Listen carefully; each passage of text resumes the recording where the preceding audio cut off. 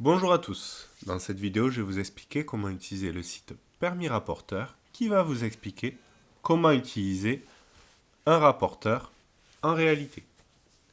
Donc là, vous allez faire des entraînements, vous avez ici 4 exercices, mesurer un angle 1 et 2, c'est plusieurs niveaux, construire un angle 1 et 2. Ensuite, si vous voulez vous entraîner, vous pouvez faire réviser, puis passer le permis pour savoir si vous avez votre permis et que vous comprenez comment utiliser un rapporteur pour mesurer un angle. Donc je vais vous montrer comment ça fonctionne en faisant le premier, mesurer un angle. Vous avez une dizaine d'exercices par thème. Donc vous avez cet angle-là que vous devez mesurer. Vous avez votre rapporteur ici et les instructions ici si vous ne comprenez pas. Donc là je vais vous expliquer. Vous cliquez sur le rapporteur. En restant cliqué, vous pouvez le déplacer sur votre écran d'ordinateur. Si vous êtes avec le téléphone, vous avez deux cases ici. Une qui vous permet de déplacer quand vous cliquez sur le rapporteur, une qui vous permet de le faire pivoter. Sur l'ordinateur, pour le faire pivoter, vous devez cliquer sur les deux flèches ou utiliser les touches directionnelles du pavé. Donc, comment on mesure cet angle-là? Vous avez ce qu'on appelle ici le viseur du rapporteur, qui est au centre là du rapporteur. Vous devez le positionner sur le sommet de votre angle, comme ceci. Ensuite, vous devez aligner, ici vous avez un 0 et ici un autre 0, un en bleu, un en noir. Vous devez en aligner un sur un des côtés de l'angle, avec les graduations tournées vers l'autre côté de l'angle.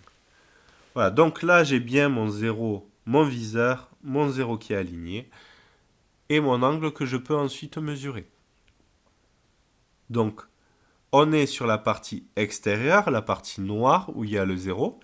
Donc, on va suivre ces graduations-là et mesurer ainsi 58 degrés. Vous écrivez la réponse ici, donc 58.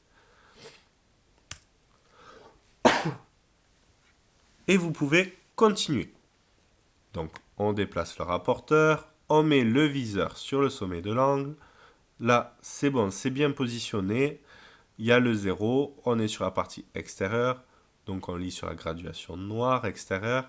Et on est à 105, 106, 107 degrés.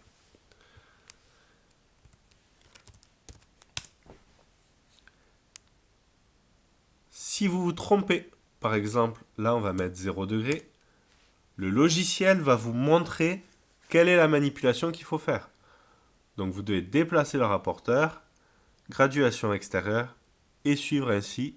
Et il fallait lire, c'est écrit en bas à gauche, 85 degrés. Donc ça, c'est pour mesurer un angle. Pour construire un angle, on va faire le niveau 2. Donc vous avez un crayon à papier. Donc vous déplacez d'abord votre rapporteur sur le sommet de l'angle que vous voulez ici. Vous devez aligner un des zéros avec le côté de l'angle.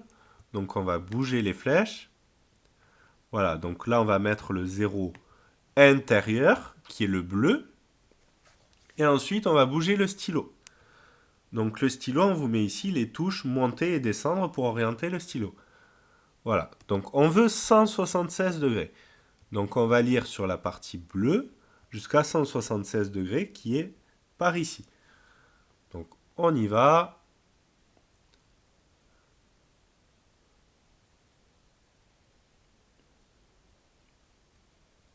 Voilà, comme ceci. Donc on a bien le 0 bleu aligné. On est monté jusqu'à 76 degrés. Et on peut appuyer sur Entrée.